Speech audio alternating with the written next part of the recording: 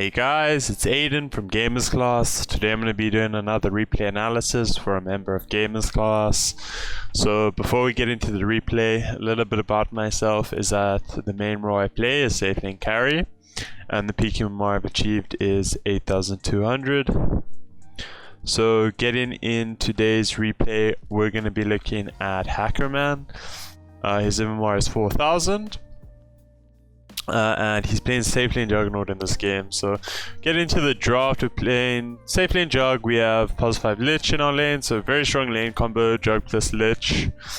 Obviously lots of kill potential. And then against us, most probably Venge Phoenix in the off lane.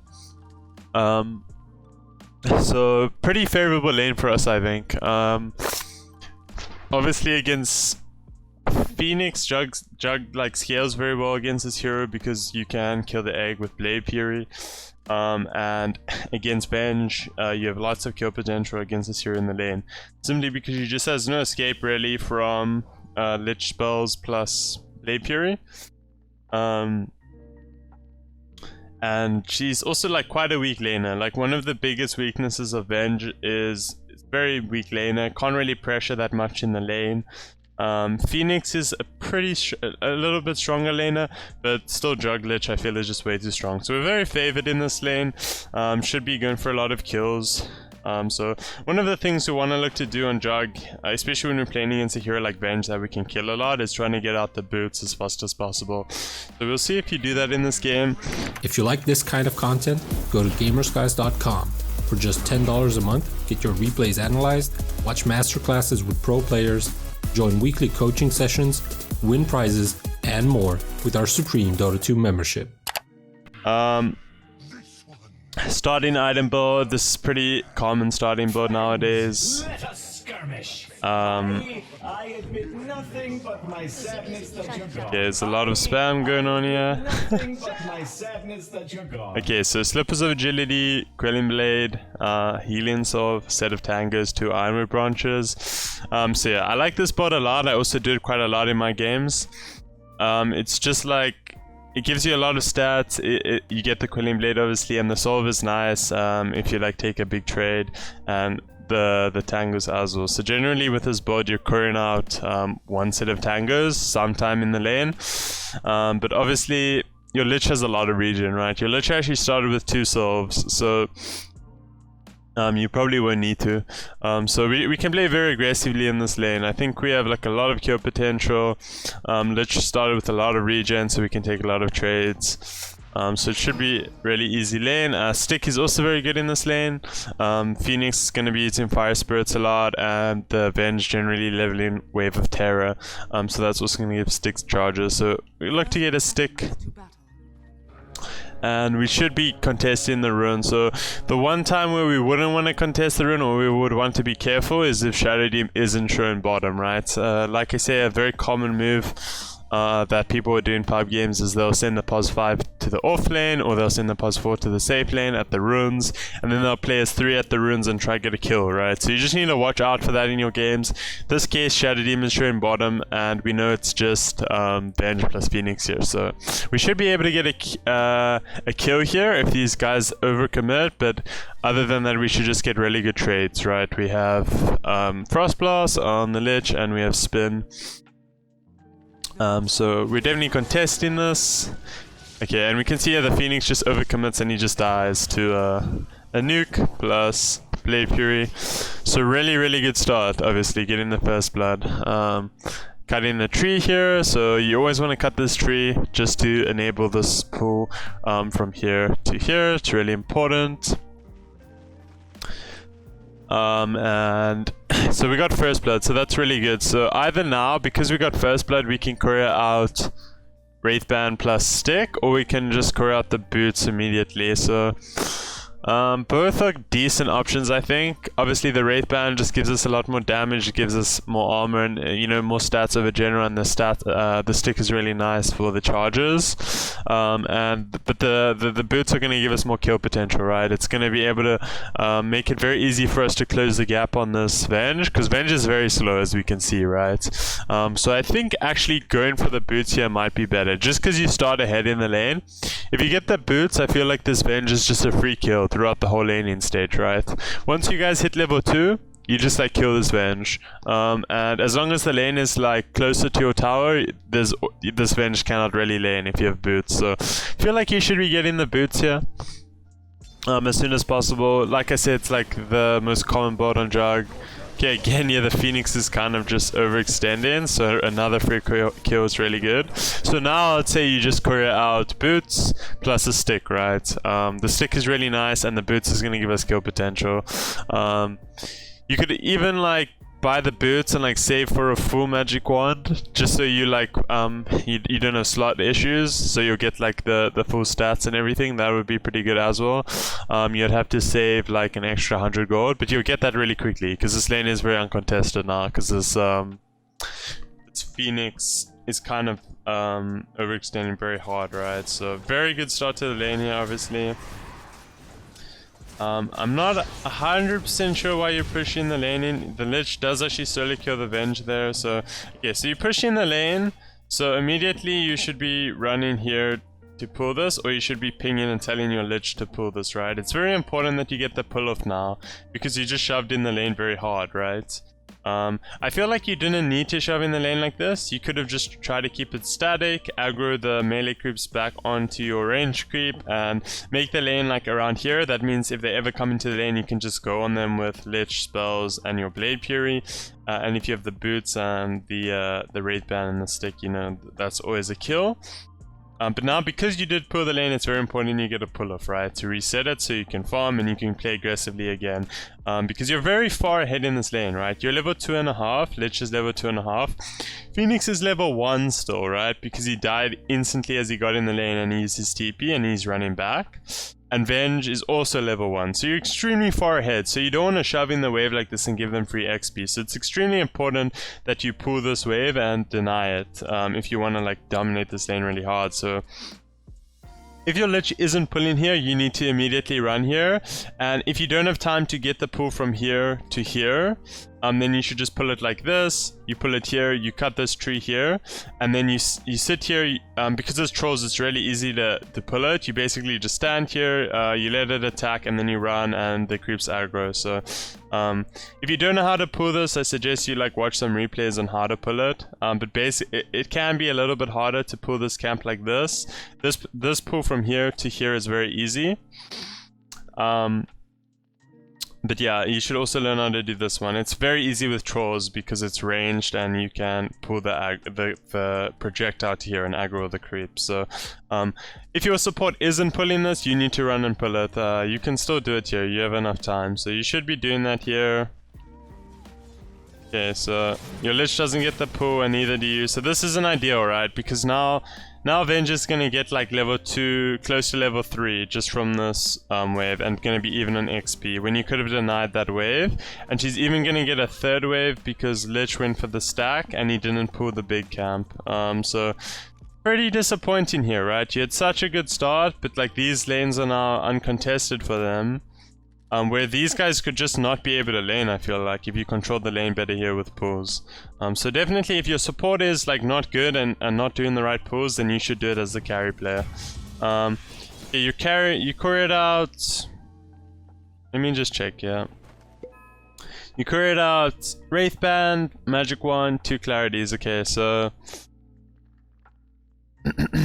I'm not a fan of this. I think you should definitely be couriered out the boots. The boots early when you're this far ahead is just way too good, I think. So definitely should probably courier out something like the boots plus the magic wand, or the boots plus the Wraith Band. Probably the magic wand because you need the slots. And the clarities don't feel super good because while you're claritying, it means you can't lane, right? And when you're stood this far ahead, you want to be contesting every creep and dominating the lane. So instead, you should just buy like 1 mango or something like this, just because you don't have time to really like sit in the trees and leech XP, right? When these heroes are like half your strength, you want to be killing them and punishing them, right? You don't want to be giving them free waves and sitting in like trees and claritying. So this feels like not super good. Obviously, the lane is still in a very easy for you, but you've missed like quite a lot in the last few minutes just because pulls weren't made, and then also I don't like the no boots, obviously. So Okay, here we even allow them to get the pull off. They're getting another free lane under the tower, and they're even freezing it here. But luckily your support finally gets a pull off here. It is very late, I think, on the stack, so this is gonna deny a whole wave. So now the lane is gonna start to pull back, and we can actually go for a kill. So if we have boots, it's a lot easier. Yeah, so not really sure what this is about. Obviously, as soon as the Phoenix is higher than level 1, you know he can level a Curious Dive, and you're never killing him by just running at him and spinning, right? So this is like pretty bad because it means we can't go for a kill on this Venge for the next 30 seconds, right? So this is a very big waste of your spells. There's no need to really do that, so... Yeah, you basically just want to be saving the Blade Fury to go on the Venge, right? You can never kill the Phoenix when he has Icarus Dive. So unless you know he used the Icarus Dive recently and he doesn't have the escape, then you can obviously go for him and kill him. But if you haven't like forced him to use that, then you can't use the Blade Fury because it's just going to be a waste, like we saw here. Yeah, and again, now you are currying out the boots, so slightly late boots, like I said, but you are currying them out now. Obviously the lane is still going very well, right? We're free farming, we got 2 free kills on the Phoenix, but my point is that I just feel like this lane should be unlaneable for Venge if we get the right pulls off and we buy the right items. So yeah, you definitely want to think about that, just so that when you have these free lanes, the enemy offlane is getting nothing, and it makes the game a lot harder for them, obviously. So here, this Venge is very out of position. She does have the boots, but with Lich, I think she still dies, right? You're level 4.5, or 4 and more than a half. You're like very close to level 5. Venge is only level 3. She's very out of position here. Your Lich can, if you connect here with the spin and the Frost Shield, and the Lich gets a Frost Blast, she probably dies here. She doesn't have like Fairy Fire or a stick or anything like that, so it's very hard for her to survive it. So this was a free kill. Just looks like miscommunication here from you and your Lich, and also the enemy getting these pulls off is pretty bad for you because it's allowing them to just get XP and farm out of the lane, right? I admit nothing but my sadness that you're gone. Yeah, and again here, the ruins spawn at 5 minutes, so you should probably run here, and if the enemies are contesting it, these are free kills, right? With level 3 spin, these kills are like always free. So here I feel like you can kill this creep and then just run and kill this Venge, right? With boots, you get there really fast. Okay, so the Lich does die, you go a bit late. And we force the TP out of the Phoenix, so not the best, right? Like, this is still perfectly fine for you, obviously. You're free farming, but my point is just I feel like you can destroy the lane like completely. So at this point already, like, the Venge has gotten a decent amount out of it, right? Compared to how the lane started. Okay, so here I feel like instead of killing these creeps instantly, you can pull the creeps here and like tank them. And what that does is it means this lane is gonna meet a bit deeper, right? And if the lane meets a bit deeper, it means you have all the space like from here to here where Venge can't go, because if she tries to go and farm the wave, you can run at her and Omni her, or you can just run at her and Frost Shield Blade Fury. So yeah, again, can control the lane better here. Like I said, like as a carry play, a lot of the time you do want to just be shoving out the wave. But when you're laning against 2 heroes that are very far behind and also very, like, a lot weaker than you, you should be trying to kill them, right? And you can make, like, in this lane, this Venge could have nothing, right? He could be like level 2 right now, and you could have completely zoned him out of the lane, I feel like, if you controlled the lane properly, got the early boots, and like postured aggressively on the lane the whole time and controlled the lane. So the way the way the lane is going is still very fine for us. Obviously we're getting a lot of farm, but they're still like kind of getting levels, right? Obviously like not very much. They're still very far behind, but my point is like they should just like not have any foot in the lane. So here it looks like you're even gonna die. Friends, let us. Yeah, so this was just the classic mistake that we see quite often from carry players. So basically, the lane is very deep. We look at your support. What is your support doing? Your support wants to pull the lane, right? So even though we are level 6 and they're level 4, we can't play aggressively on them, right? Why can't we play aggressively on them? Because when you were farming this, you could have instead of instantly killing this wave, you could have dragged the wave back to here. The wave would have met here. And then if the Venge runs here and tries to farm it, what happens to Venge? She gets Omni and she dies. But now because the lane is very deep, it means she can farm it, right? And we can't really do much about that because she's under a tower. So like we can see here, like you can't play aggressively like this when the lane is this deep, even when you are level 6. You need to allow your Lich to get the pull off here and like not play aggressively while your Lich is pulling. And then like if the opponents are like overextending to like here, then they die, right? But you can't go on them like here. It's just like not, it's never gonna work out, right? Especially when you're a solo juggernaut.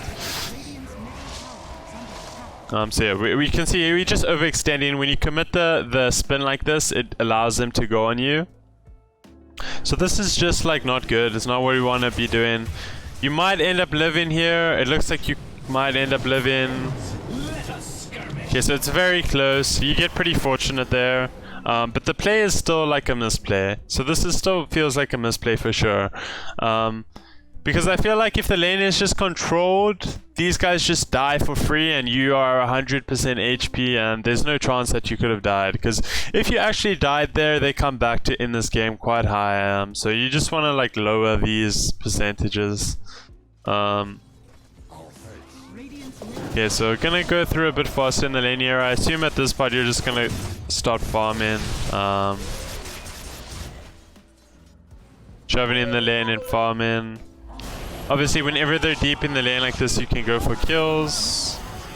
So we can see here, even when the lane is like in the middle and the Venge is farming here, she's just dead every time, right? So if we control the lane better, I feel like this Venge would have died like 6 times, but it's okay. Lane is still good, very good. You just want to keep in mind the lane control things. You can definitely improve on that. And then, yeah, we're going for the Battle Fury. So we had a very free lane, very high net worth for minute 10. So the Battle Fury is fine here. Good Battle Fury game. We're against Anti-Mage, but the Anti-Mage is having a rough lane, right? And we're completely free. So we're going to get very far ahead of him. So I like the Battle Fury. I'm a fan of Juggernaut Battle Fury. I think this is very good. And I like the board overall as well. I think your item decision was good. Just maybe getting the boots first would have been better. Simply because you're Jug and you're very far ahead, boots equals a lot more kills the earlier you get them. Okay, so rotation from the midder equals another kill on the Venge. And very close to Battle Fury. It's going to be a very good timing. Yeah, just looking here. Yeah, you should. I like what you're doing. You're just focusing on farming now. There's no point to like try sitting in the lane at this point and try shut him down. I like that you're just shoving in the lane now and farming. Like you should just be maximizing farming at this point. This is like the time of the game when this Venge wants to be making plays, right? Her hero is like useful, very useful if she has like a lot of levels right now. She has like a drums.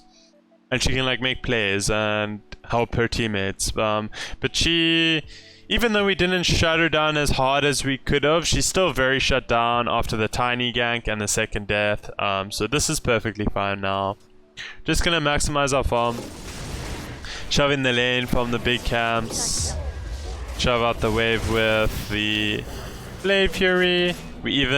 The Venge is even fighting us, and after the creeps die, she hangs around, so we get the Omni, and it's a free kill. It's a nice kill there. have the Battle Fury coming out. Very good timing on the Battle Fury. So this is pretty straightforward now, right? We're very far ahead.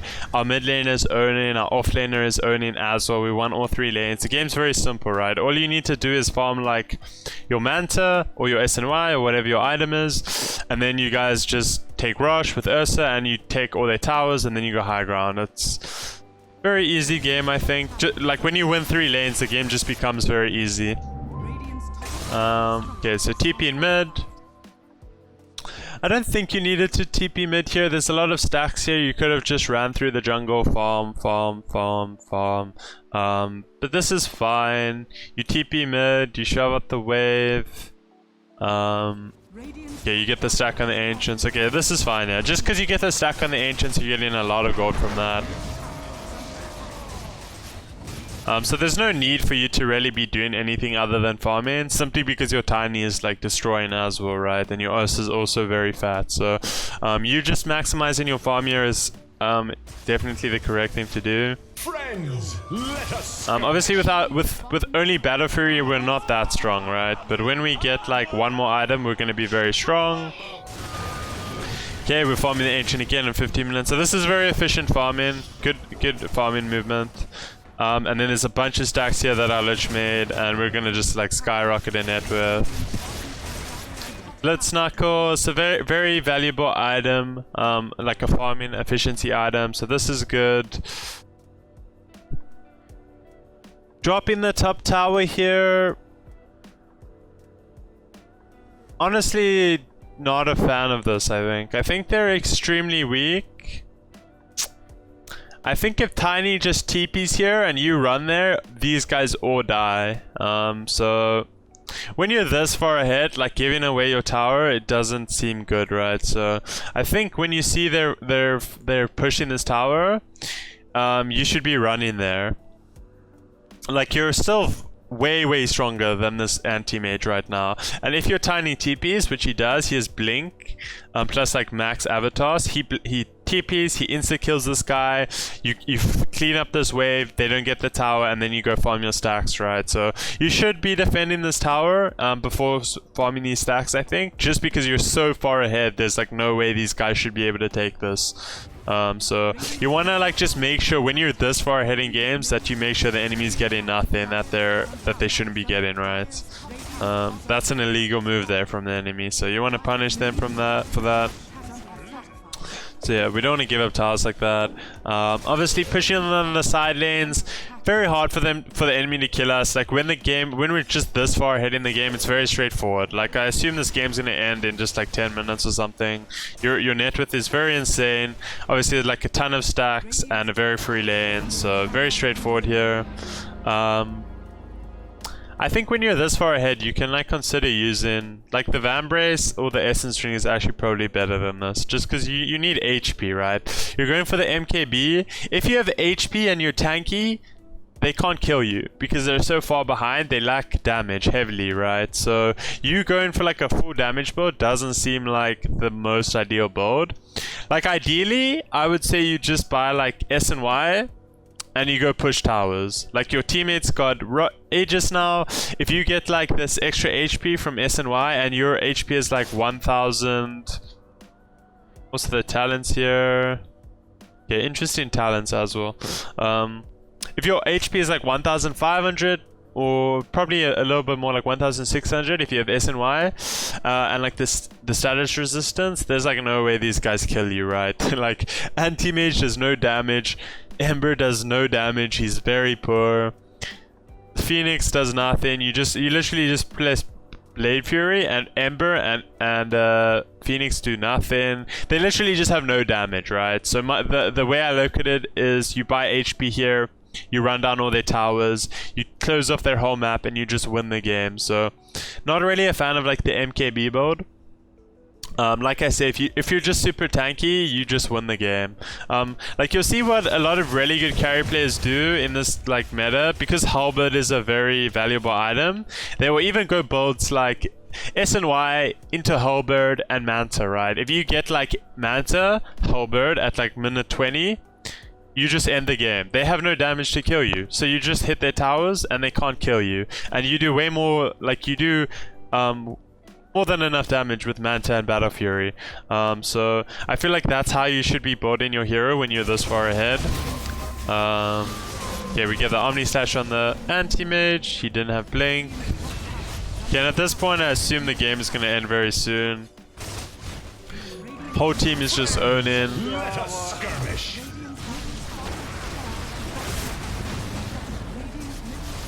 Okay, so we're pushing high ground. Obviously the Aegis is on Ursa, so we need to be a little bit careful about swap into maybe like they just have no way to kill you, right? Like swap into maybe Disruption, into Shadow, into Demonic Purge, and then Tiny blinks and kills them all. There's like nothing the enemy can do here. You're way too far ahead. But like with your build, it's a little bit greedy, so you still need to be a tiny bit careful. Honestly, I think in this game, if you just buy like S and Y into Manta Halberd, the game is over. Like they cannot kill you. There's no way. And this build kind of means you're pretty squishy, so there's a chance they can kill you. That's the way I look at it. Okay, so Tiny is going deep and dying, and so you should just be backing off after you get the melee racks there. Kind of throwing a little bit there. There's no need to dive, obviously. So you need to back off, shove out the wave that the anti-mage push in. Yeah, I like that you're running into the enemy's triangle. You're farming the creeps that the anti-mage wants to farm, right? Like, you need to play hyper-aggressive when you're this far ahead. This is one of the best plays you can make, right? Taking the enemy's triangles, it's the safest area of the map for them, and if you take this, it means that the enemy are very far behind, right? If they're not defending this, so... basically... probably don't even need to wait for next rush. Should probably finish the Manta. But again, I just feel like if you're not diving, you're just hitting the racks, you save Blade Fury and you have Healing Ward, there's no way you die. Backing off, waiting for the Blade Fury cooldown. Micro on the Healing Ward could be better. I suggest you set a hotkey here, you make a control group. For me it's like Alt Q, then I make the hotkey Alt Q, I press Alt Q, and then I can micro this healing ward very easily, right? You want to make the healing ward further back so the enemy can't kill it.